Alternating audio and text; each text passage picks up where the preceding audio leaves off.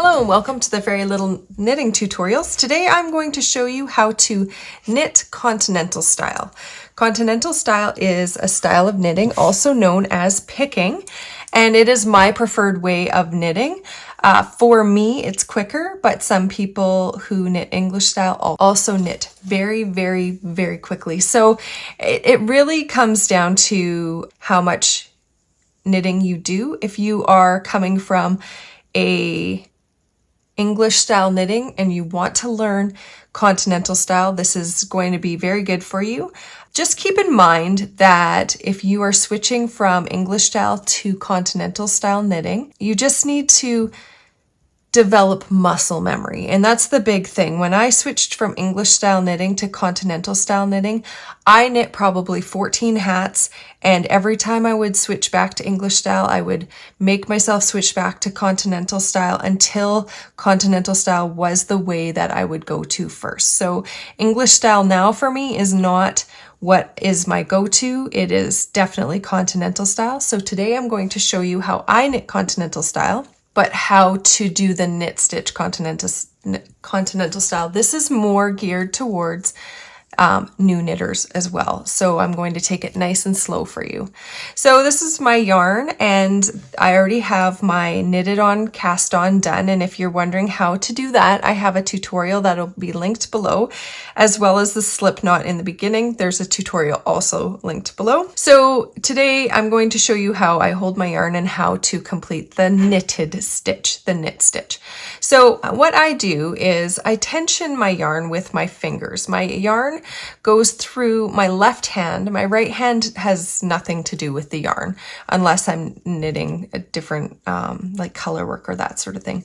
So what I do is I put my yarn between my pinky and my ring finger, over top of my pinky, under my ring finger, and over top of these two fingers. And then these two fingers are the ones that control my tension. Maintaining an even tension is important for keeping your stitches equal and even in your knitted project. So one thing you'll notice with the knitted on cast on is that first stitch looks a little bit weird because it kind of goes in between and over. But that's, just pay attention to that. Don't knit these two stitches together. They are separate stitches. You're going to pull that one and knit into it. So what you're going to do is once your fingers are tensioned and your yarn is where you want it to be, you're going to take your right hand needle and you're holding that in your left hand. So your yarn is in your left hand and your needles are in your left hand. And now how I hold my needle is like this, and I scooch my yarn forward with my fingers and my thumb. Okay? So what you're going to do is separate those two stitches so that you can get into that first stitch. So slide your needle into that first stitch, just like that. It creates an X, but your right hand needle is behind your left hand needle. Now, this is also called picking because you kind of pick your yarn. So you go under the yarn, your working yarn that's attached to your fingers. And I usually, if it's loose, grab it with this finger and just hold it to the needle and slide your needle down and go between the stitch, and you create a loop. See, that's your new stitch, and this is your old stitch that you had just gone through. And you slide that old stitch off. If you need to, grab the next stitch and hold it back so it doesn't slide off your needle as well. So that's your first stitch, and you can see it's a little bit different than your next stitch. So then you're going to go into the next stitch. See, there's the loop that goes around your needle, and you go up through that center piece right there and create that X with your right hand needle behind your left hand needle, and then bring your yarn to where you can grab it, slide your needle around it, just pinch that a little bit and slide it through that stitch. You've made your new loop, and you're going to push that old loop off. So to try again, go into the next stitch and grab the yarn, go over top, grab it, slide it through. One good thing to do as well is if once you've grabbed your yarn, if you push the yarn down and you pinch your needles together so that they're touching, then that yarn won't escape.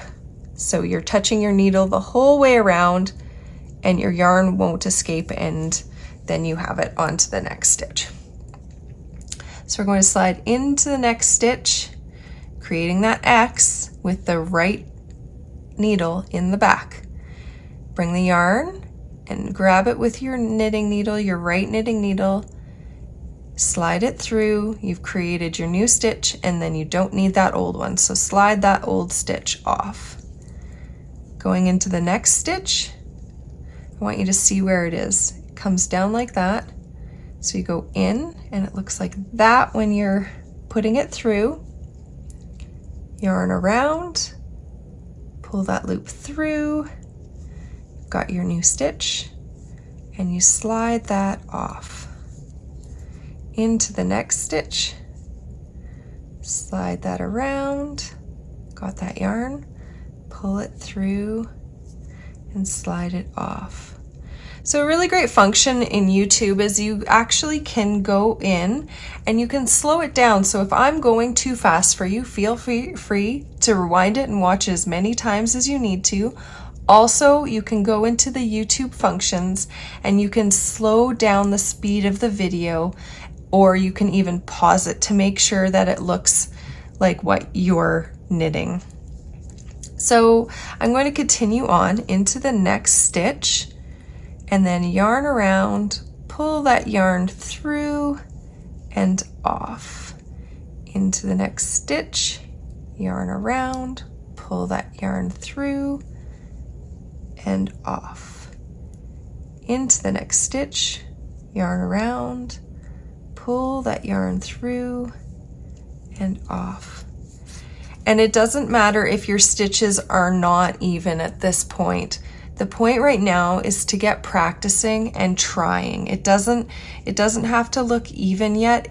And as you're doing the stitches, don't yank the yarn, don't tighten it. Just keep it as like a normal tension. So when you come back to work across this row, it's not going to be difficult. If you're knitting with wood needles, it is especially important not to tighten your yarn up, or it will be very, very difficult to knit your next row. And that's part of new knitter frustration, is that it doesn't move smoothly. And I know you don't want your stitches to fall off, but sometimes that does happen. So an example of that is, what if your needles slide out like this? Now you've got these live loops, live stitches that you need to get back on the needles. So you can run a tapestry needle through them to keep them safe, or you can take your knitting needle and just slide it right back through those stitches, and then they're all saved. So I'm going to continue knitting along on this row.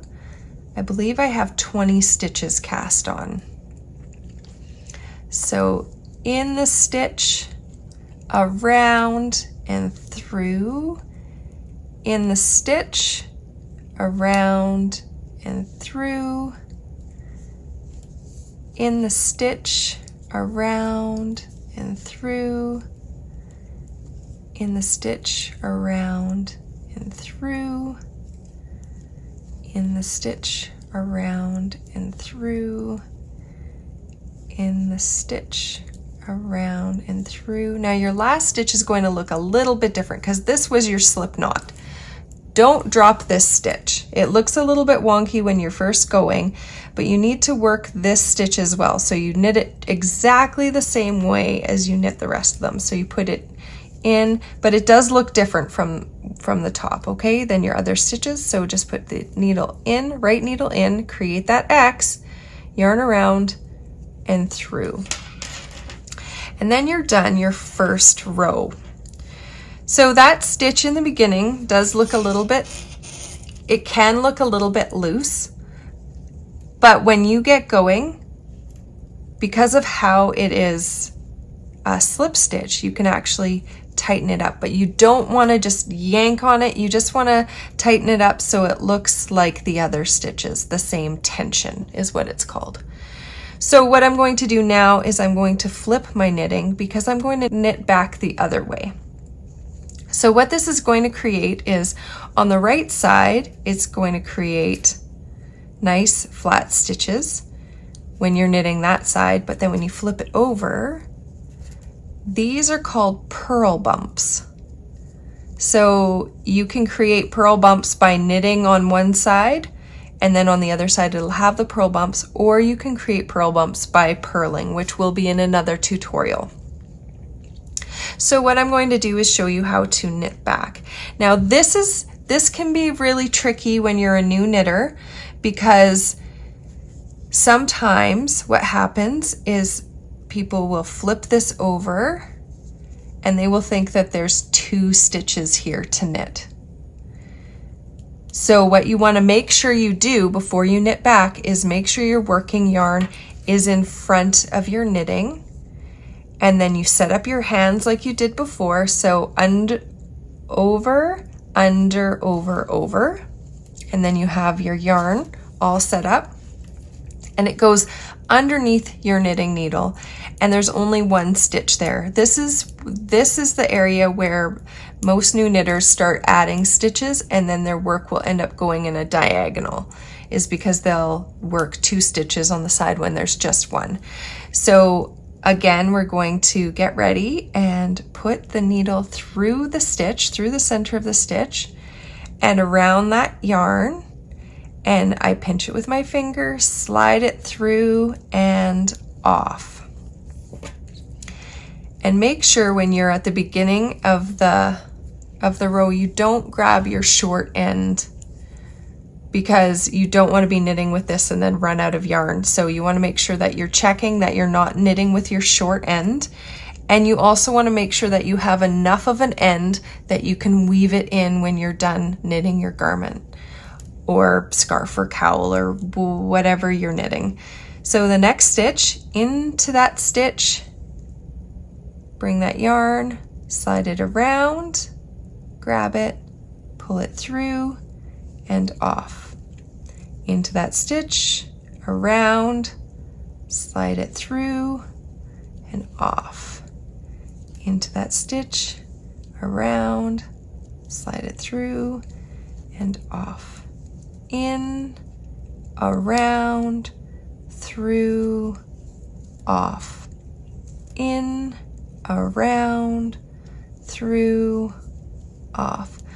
And knitting has this really beautiful rhythm to it. Once you learn the basics, the rhythm can become very soothing and relaxing. In the beginning, there might be lots of frustration, lots of learning, which is very normal, very common. Again, give yourself grace for that. But once you get the hang of it, it's just very rhythmic, and the sound of the needles clicking together and the yarn sliding over just becomes very, very relaxing. So in, around, through, and off. In, around, through, and off. In, around, through, and off. In, around, through, and off. In, around, through, and off. And then that last stitch again looks a little bit different, but you still need to work that stitch. Don't drop that one off.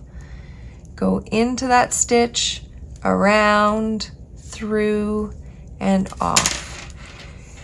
And then you'll see that you have the purl bumps from the previous side, and then the knitted side is the loops. And then if you look on the other side, now you have purl bumps along this side as well. And that means that you're knitting each side and you're doing a great job.